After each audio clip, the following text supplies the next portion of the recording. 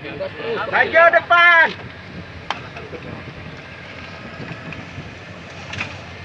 Apa?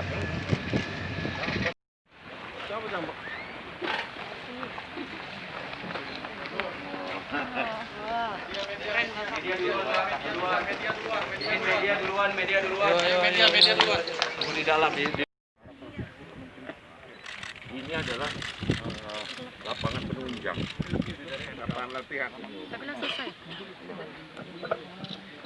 Ini adalah lapangan penunjang, di mana stadion utamanya tadi sudah kita tinjau dan penunjangnya ini. Jadi kita sudah mendengar dari Bapak Menteri, juga dari Bapak Wakil Ketum PSSI, bahwa progres kita ini dalam kondisi yang baik. Dan harapan saya sesuai dengan aturannya bahwa dari saat ini sampai nanti setelah Maret, itu sudah nggak ada civil work lagi. Kita sudah bicara teknis.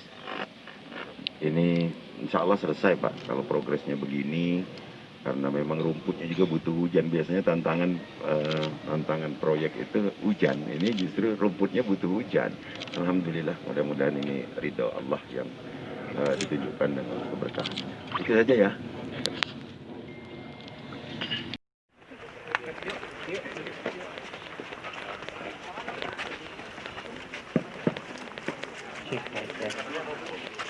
Berarti kita naik mobil elektrik aja ya di sana ya.